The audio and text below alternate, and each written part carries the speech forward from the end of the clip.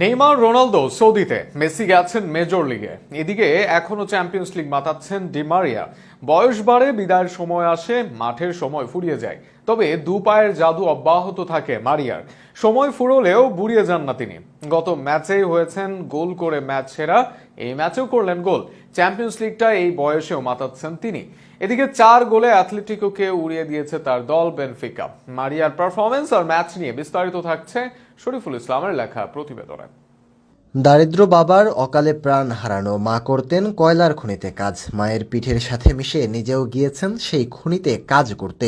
অবশ্য কয়লার খনিতে পুরো অ্যাঞ্জেল হয়েছেন সোনার খনি। বড় ম্যাচে বলা যায় জাদুর খনিও। এই যেমন গুঞ্জন ছিল যাবেন ইন্টার মায়ামিতে, সৌদি থেকে এসেছিল বড় প্রস্তাব, কিন্তু সব উড়িয়ে তিনি থাকলেন বেনফিকায়। মানে খেলছেন ইউরোপের সেরা স্থানেই। গত ম্যাচে গোল করে হয়েছেন ম্যাচ সেরা, গত রাতেও গোল পেয়েছেন, তা পেনাল্টি থেকে হলেও মারিয়া মাঠে ছিলেন অসাধারণ ফর্মে। ম্যাচে 12 মিনিটে আক্টুরকোগুলুর গোলে এগিয়ে যায় বেনফিকা। 52 মিনিটে ব্যবধান দ্বিগুণ করেন ডি মারিয়া। 75 মিনিটে তৃতীয় গোলটি করেন আলেকজান্ডার বাহ। 84 মিনিটে ওয়ারকুনকোচ পেনাল্টি থেকে গোল করে বেনফিকা 4-0 গোলে জয় নিশ্চিত করেন। এ জয়ে পয়েন্ট তালিকায় 3-এ উঠে এলো বেনফিকা। তবে জয় ছাপিয়ে নায়ক ডি মারিয়া।